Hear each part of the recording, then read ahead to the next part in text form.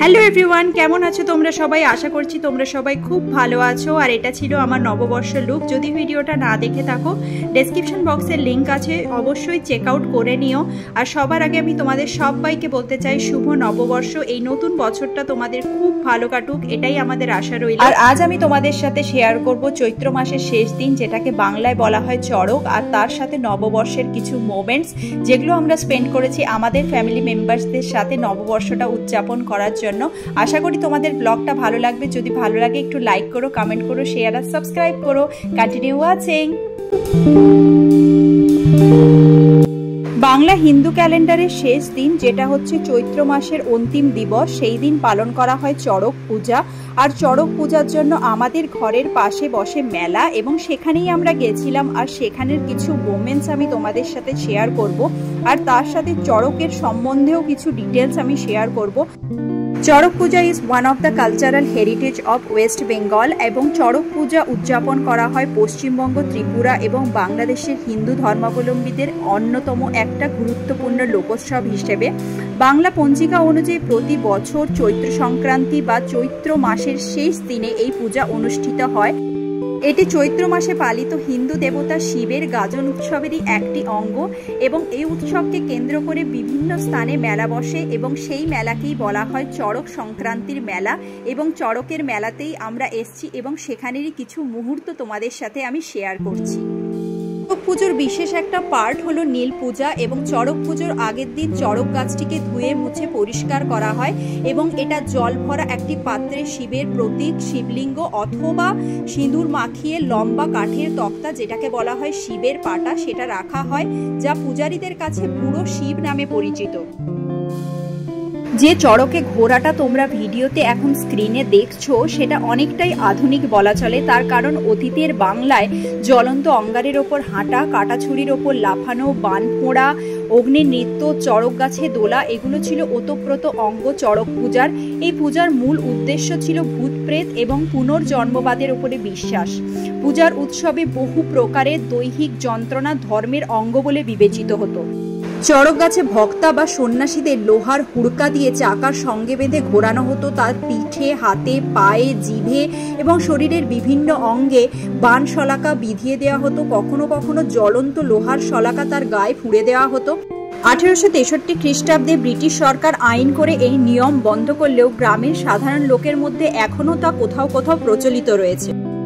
চড়ক পূজার উদ্যোক্তা ভক্তা বা সন্ন্যাসীরা চড়ক পূজার কয়েকদিন আগে থেকে কঠোর ব্রত ও সংযম পালন করেন। তারা দিনে একবেলা করে খাদ্য গ্রহণ করেন। চড়ক পুজোর আগের দিন নীলচণ্ডিকার পুজো হয়, যা মূলত নীল পূজা নামে পরিচিত। এদিন কয়েকজনের একটি দল সারা গ্রামে ঘুরে বেড়ায়। তারা বাড়ি বাড়ি ঘুরে গাজনের গান গায়, নাচ গান পরিবেশন করেন, এবং বিনিময় দান হিসেবে যা কিছু পাওয়া যায় সেটা দিয়েই হয় পুজো।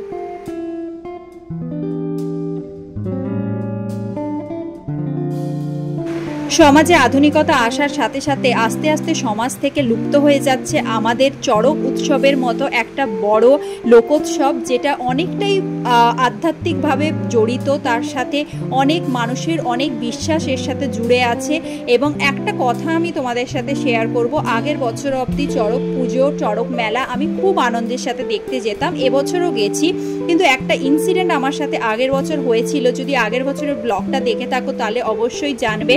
তেমনি আমি আপনাদের বললাম, সন্ন্যাসীরা গ্রাম গ্রাম ঘুরে বিভিন্ন ফল সংগ্রহ করে আসেন, অনেকে পুজো দেয়। সেই ফলগুলোই চড়ক গাছে দোলার সময় ওনারা ভক্তদের উদ্দেশ্যে ছুড়ে দেন প্রসাদ হিসেবে। তো আগের বছর আমার সাথে কি হয়েছিল, ওনারা চড়ক গাছে ঘোরার সময় আমার দিকে একটা ডাব চলে আসে, এবং সেই ডাবটা সত্যি কথা বলতে আমার বাঁ চোখের জাস্ট পাশ দিয়ে গেছিল। একটা বিশাল বড় দুর্ঘটনা হতে হতে আমি বেঁচে গেছিলাম। তারপর থেকে এবারে তোমরা দেখতেই পাচ্ছ আমি কতটা পেছনে দাঁড়িয়ে ভিডিওটা তোমাদের জন্য শ্যুট করছি।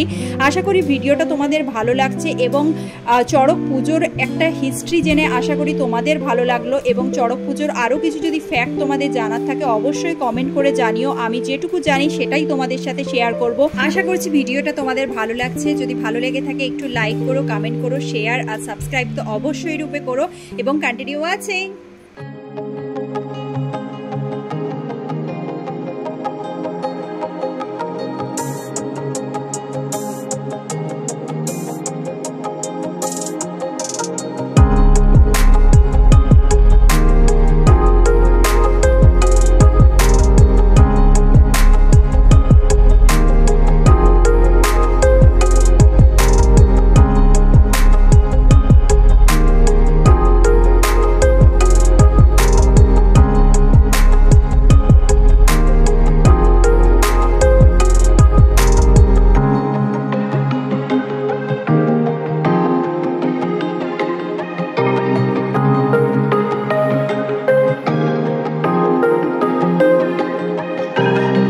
চড়কতলাতে চড়ক পুজো এবং চড়ক গাছে ঘোরার পরে শিব ঠাকুরকে আবার ফেরত নিয়ে যাওয়া হয় মন্দিরের উদ্দেশ্যে।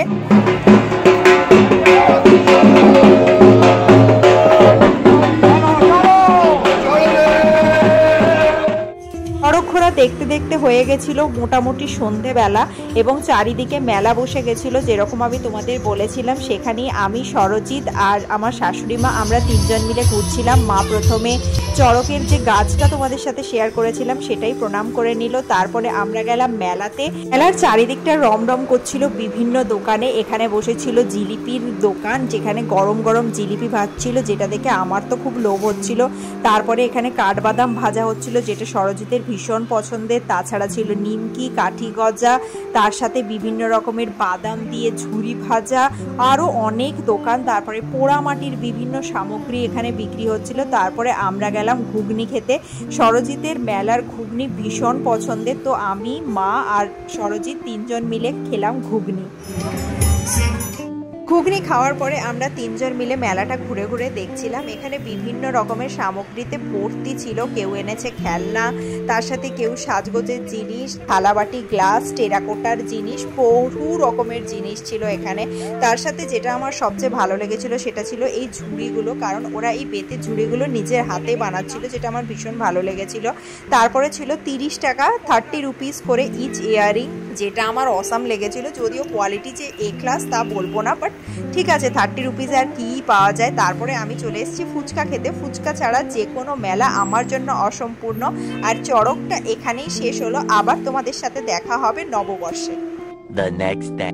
নববর্ষের সকালটা শুরু হলো লাড্ডু একটা মিষ্টির প্যাকেট দিয়ে, যেটা দেখে আমার ছোটবেলার কথা মনে পড়ে যাচ্ছিল। বাপির হাত ধরে আমি বাজারে যেতাম।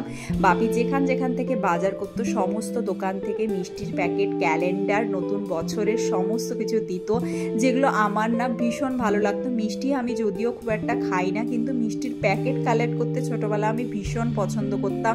এই নববর্ষটা একটা সবচেয়ে বড় অনুভূতি একটা বাঙালির কাছে। একটা উৎসবের থেকেও বড় কথা হচ্ছে এটা একটা অনুভূতি। আর সন্ধেবেলা আমি আর সরজিৎ গেছিলাম ডায়মন্ড প্লাজা। তোমরা দেখতেই পাচ্ছ কতটা ভিড় ছিল। প্রতিটা মানুষ সাজগোজ করে এই দিন ঘুরতে বেরোয়, খাওয়া দাওয়া করে, এটাই আনন্দের একটা বিষয়। ডায়মন্ড প্লাজাটা ভীষণ সুন্দর করে সাজিয়েছিল। ঘট আর হচ্ছে গিয়ে ডাবের একটা সুন্দর সাজানো এখানে তোমরা দেখতে পাচ্ছ। ভীষণ ভালো লাগছিল আমার, তোমাদের সাথে শেয়ার করছি। এতেও আমার মনটা আরো খুশি হচ্ছে। আই হোপ তোমাদেরও ভালো লাগছে। যদি ভালো লাগে একটু লাইক করো, কমেন্ট করো, শেয়ার আর সাবস্ক্রাইব করো।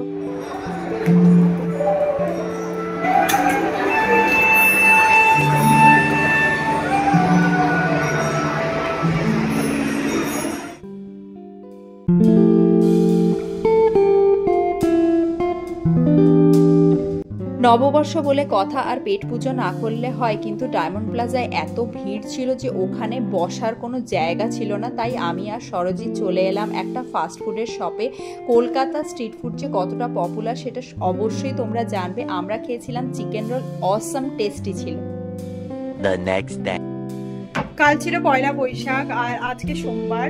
আর আজ আমরা সবাই মিলে যাব দক্ষিণেশ্বর। কালকে অ্যাকচুয়ালি যাওয়ার আমাদের খুব ইচ্ছে ছিল দক্ষিণেশ্বরে, কিন্তু দক্ষিণেশ্বরে নববর্ষের দিনে প্রচণ্ড ভিড় হয়। তার কারণ হচ্ছে ওখানে হালখাতা উৎসব হয়, সেই জন্য দক্ষিণেশ্বরে ভীষণ ভিড় হয়, সবাই পুজো আর্চা দিতে যায়। তো আজকে আমরা পুরো ফ্যামিলি মিলে যাব দক্ষিণেশ্বর এবং সেখানে কিছু মোমেন্ট তোমাদের সাথে শেয়ার করব। দক্ষিণেশ্বরের ভেতরে ভিডিও করা অ্যালাউড না, তো দেখা যাক আমি কি কি শেয়ার করতে পারি সেটা তোমাদের সাথে শেয়ার করব। আর অলরেডি এখন লেট হয়ে গেছে, 6:30 বাজে।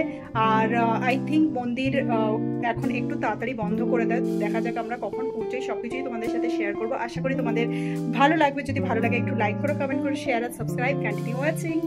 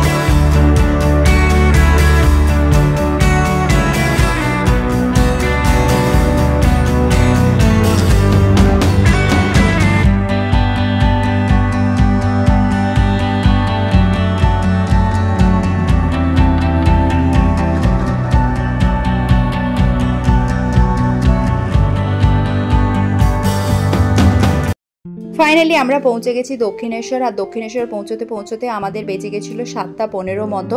আর এখানে এসে জানতে পারলাম 7:45 দক্ষিণেশ্বরের মন্দির, সমস্ত দোকান সবকিছুই বন্ধ হয়ে যাবে, গেট বন্ধ হয়ে যাবে। তাই তাড়াহুড়ো করে পার্কিংয়ের স্লিপটা নিয়ে আমরা মন্দিরের পেছন দিকটায় পার্কিং করেছিলাম। এবং পার্কিংয়ে যাওয়ার সময়ই আমি তোমাদের জন্য কিছুটা ভিডিও শ্যুট করে নিয়েছিলাম, কারণ পরে আমি একদমই সময় পাবো না, এটুকু আমি জানতাম। পুজো দিয়ে সময় হবে না সেটা আমি জানতাম, তাই জন্য আমি তাড়াহুড়ো করে শ্যুট করে নিয়েছিলাম কিছুটা মুহূর্ত, এবং সেটাই তোমাদের সাথে শেয়ার করছি। আমি জানি এটা সাফিসিয়েন্ট না, ইন ফিউচার আমি তোমাদের সাথে ফুল ব্লগ অবশ্যই শেয়ার করব। পুজো দিয়ে তোমাদের সাথে দেখা হবে। পুজো দেওয়ার পর আমরা গাড়িটা তাড়াতাড়ি করে বার করে নিয়েছিলাম মন্দিরের চত্বর থেকে, কারণ 7:45 মধ্যে আমাদের বলেছিল মন্দির থেকে গাড়িটা বার করে নেওয়ার জন্য।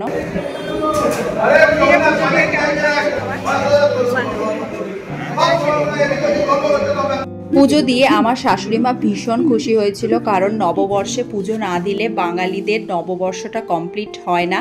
তারপরে আমরা এলাম হিঙ্গের কচুরির একটা দোকানে। কচুরি সরজিতের ভীষণ ফেভারিট একটা জিনিস। আমি জানি কলকাতার প্রতিটা মানুষেরই কচুরিটা ফেভারিট। আর কচুরির সাথে এখানে ছিল ছোলার ডাল, যেটা টেস্টে ছিল অতুলনীয়, অসাধারণ টেস্ট ছিল এই ছোলার ডালটার। আমার ভীষণ ভালো লেগেছিল। আর তোমাদেরকে বলি, এক প্লেট কচুরির প্রাইস ছিল 40 টাকা। 40 টাকায় 4টে কচুরি, আর তার সাথে ছিল ছোলার ডাল। এরপর মিষ্টিমুখ করার জন্য আমরা খেলাম রসগোল্লা। খাওয়া দাওয়া পেট পুজোর পরে আমরা সবাই মিলে গেলাম চায়ের দোকানে। বাঙালির সন্ধেটা যতই গরম পড়ুক না কেন, চা ছাড়া অসম্পূর্ণ। আর সবার জন্য আমরা অর্ডার করলাম চা। এখানে মা এনজয় করছে চা এনজয় করার পরে আমরা সবাই মিলে আবার বেরিয়ে পড়লাম বাড়ির উদ্দেশ্যে। আজকের দিনটা ভীষণ ভালো কাটলো, আর তোমাদের সাথে শেয়ার করেও আমার খুব ভালো লাগলো। আর অবশ্যই রূপে দক্ষিণেশ্বরের একটা ফুল ব্লগ তো আমি তোমাদের সাথে শেয়ার করব। একদিন সকাল সকাল চলে আসবো দক্ষিণেশ্বর, আর তোমাদের সাথে সমস্ত ডিটেলস দক্ষিণেশ্বরে শেয়ার করব। আর যদি তোমরা সন্ধেবেলা কখনো দক্ষিণেশ্বর আসার প্ল্যান করে থাকো, অবশ্যই রূপে এটা মাথায় রাখবে 7:45 দক্ষিণেশ্বরের মন্দিরের পুজো বন্ধ হয়ে যায়। তো তোমরা সেই মতো করে নিজেদের প্ল্যানটা সেট করো, আর বাড়ি গিয়ে তোমাদের সাথে আবার দেখা হবে। আমরা এই জাস্ট বাড়ি ঢুকলাম দক্ষিণেশ্বর থেকে, ঘুরে ভীষণ ভালো লাগলো। যদিও আমরা টাইমটা খুব বেশি পাইনি, তাই তোমাদের সাথে খুব বেশি ডিটেলস আর ওখানের বেশি মোমেন্টস আমি শেয়ার করতে পারলাম না। তাও যতটা সম্ভব আমি শেয়ার করলাম। আশা করি তোমাদের চড়ক আর নববর্ষের যে ব্লগটা আমি শেয়ার করলাম এই বছরের ভালো লেগেছে। যদি ভালো লেগে থাকে একটু লাইক করো, কমেন্ট করো, শেয়ার আর সাবস্ক্রাইব করো। Thank you so much for watching this blog. I will talk to you next blog. Bye by.